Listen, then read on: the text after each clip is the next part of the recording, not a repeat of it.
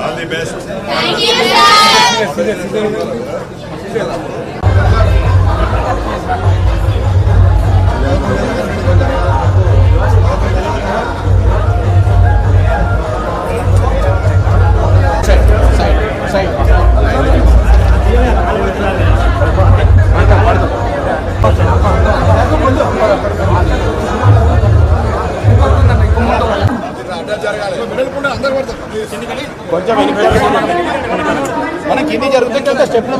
మన జిల్లా executive engineer EWIDC గారైన శ్రీ అనిల్ కుమార్ సార్ గారిని వేదికను అలంకరించవలసి విద్యాశాఖ అధికారులకు ఉపాధ్యాయులకు తల్లిదండ్రులకు ప్రియమైన విద్యార్థిని విద్యార్థులకు హృదయపూర్వక పాఠశాల అభివృద్ధిలో ఒక ముఖ్యమైన మైలురాయిగా నిలిచింది.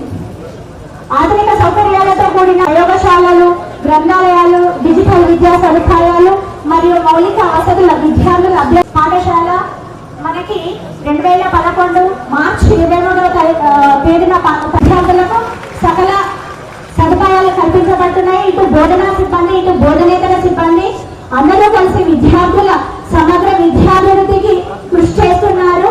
విద్యార్థులకు అవసరమైనటువంటి IFT ప్యానల్స్ రావచ్చు, 96% రావడం జరిగింది.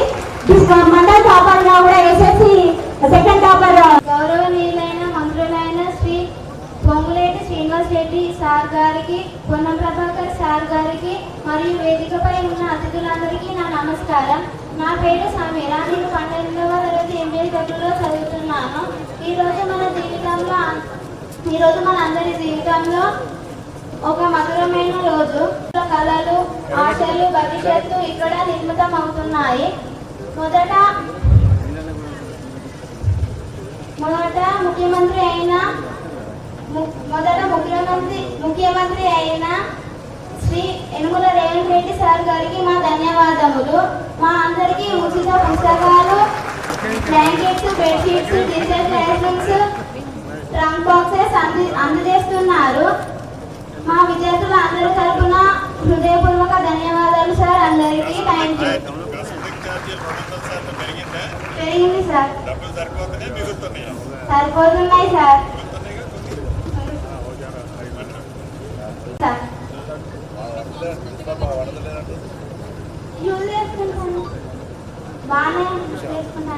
Teachers and all our special guests, myself Deborah from 10th class.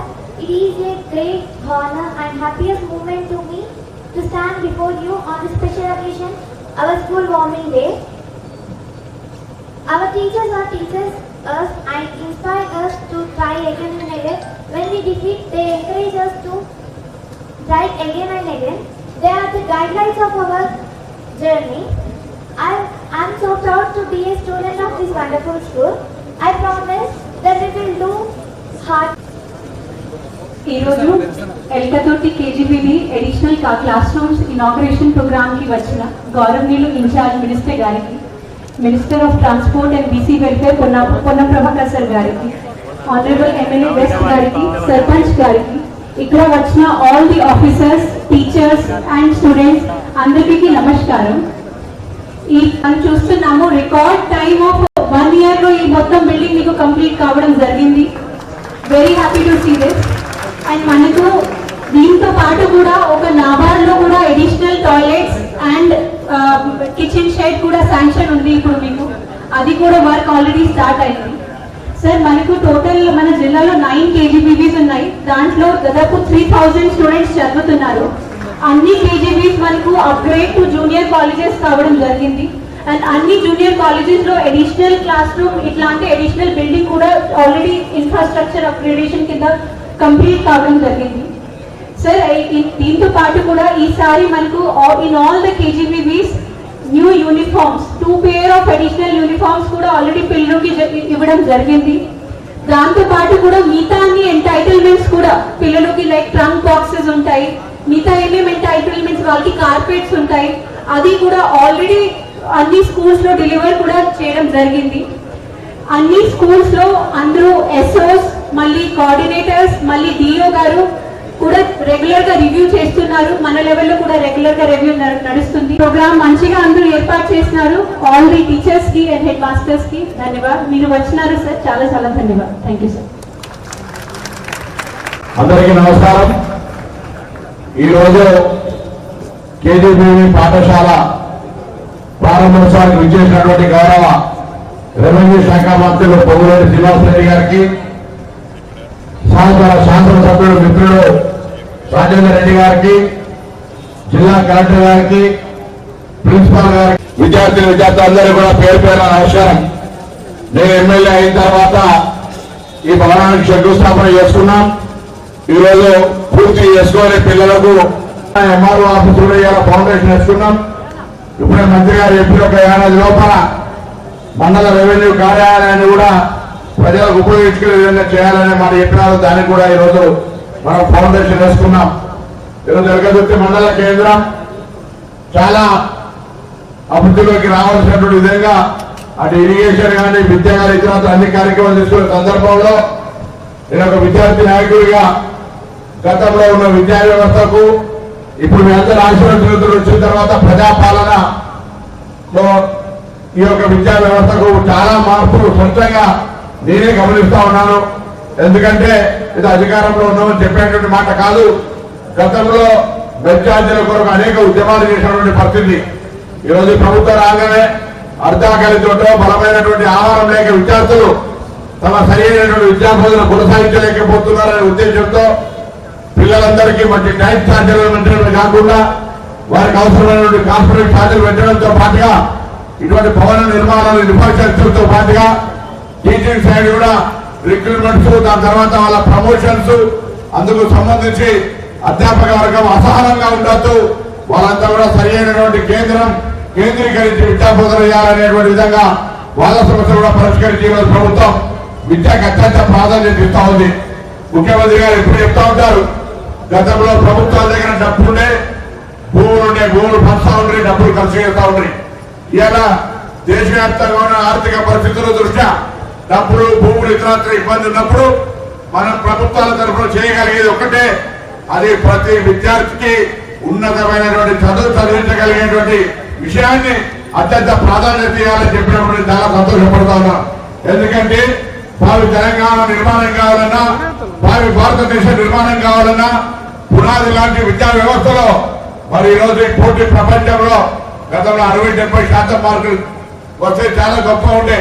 ఇలా 95-99% వస్తే కూడా కాంపిటీషన్ స్పిరిట్ బాగా పెరిగిపోయింది.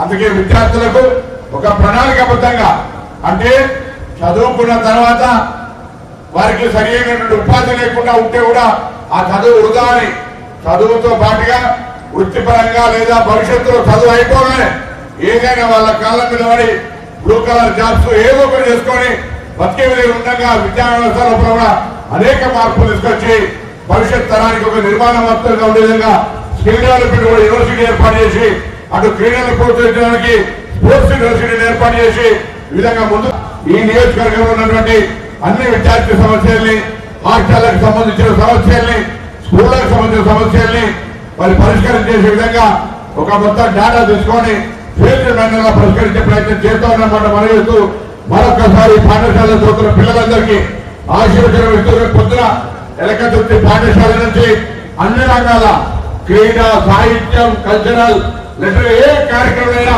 మీ పిల్లలు నెంబర్ 1 మన స్కూల్ పిల్లలు ఉండాలని వాళ్ళందరికీ ఆశీర్వదిస్తూ శుభాకాంక్షలు చేస్తూ తెలియజేసుకుంటాను. అదేవిధంగా పెద్దలు గౌరవనీయులు రెవెన్యూ శాఖ మంత్రులు ఈ వరంగల్ జిల్లా ఇన్ఛార్జ్ మంత్రి పొంగులేటి శ్రీనివాసరెడ్డి గారిని కూడా మాట్లాడాల్సిందిగా కోరుతా ఉన్నా. సభకు నమస్కారం. సభాధ్యక్షులు, స్థానిక శాసనసభ్యులు, మీ అందరి అభిమాన నాయకులు, నా సహచర మంత్రివర్యులు పొన్నం ప్రభాకర్ గారికి, వేదిక మీద ఉన్న మరొక శాసనసభ్యులు మిత్రులు నాయన రాజేందర్ రెడ్డి గారికి, గౌరవ జిల్లా కలెక్టర్ గారికి, గౌరవ జిల్లా డిఈఓ గారికి, ఈ కాలేజీ ప్రిన్సిపాల్ గారికి, teaching and non teaching team అందరికీ, గౌరవ సర్పంచ్ గారికి, ఈ కార్యక్రమంలో పాలు పంచుకుంటున్న చిన్నారి బాలికలు, పుర ప్రముఖులు, print and media, electronic media మిత్రులందరికీ శిరస్సు వంచి మనస్ఫూర్తిగా హృదయపూర్వక నమస్కారం. చాలా సంతోషం. ఇప్పుడే ఎలకతుర్తి మండలం హెడ్ క్వార్టర్ లో కేబీజీబీ 3,25,00,000 రూపాయలతో భవనాన్ని ఇప్పుడే ఓపెన్ చేసుకున్నాం మీ అందరి సమక్షంలో.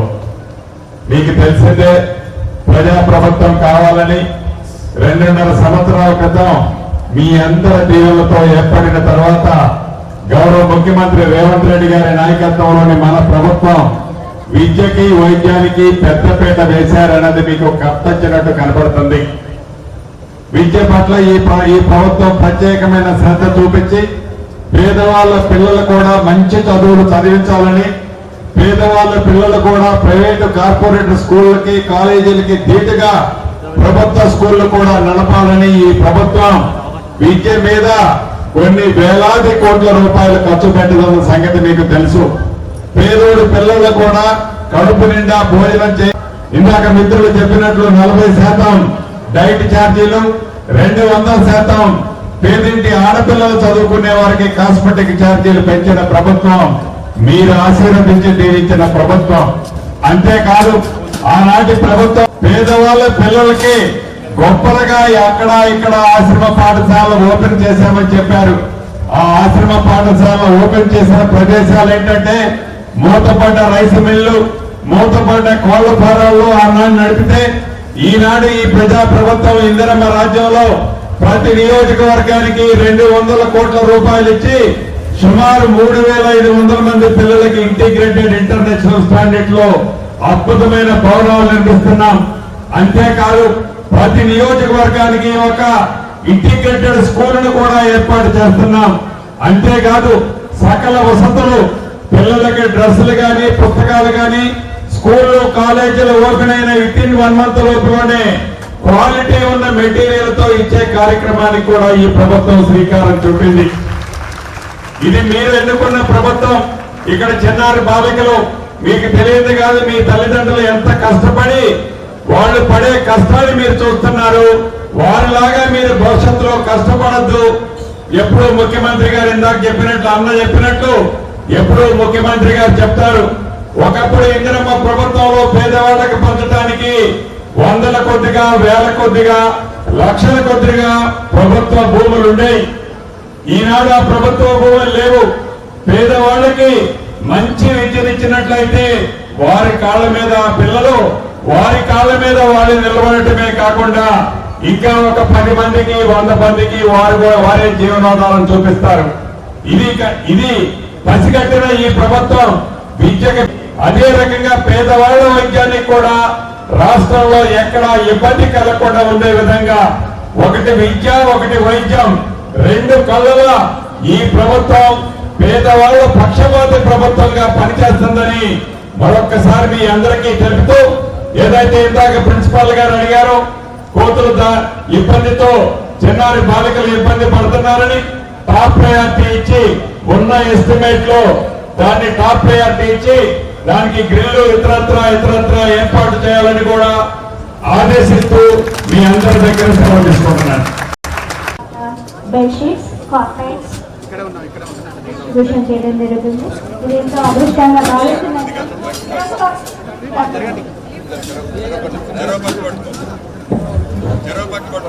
తెలంగాణ ప్రభుత్వం అందిస్తున్న ఫ్రంట్ బాక్స్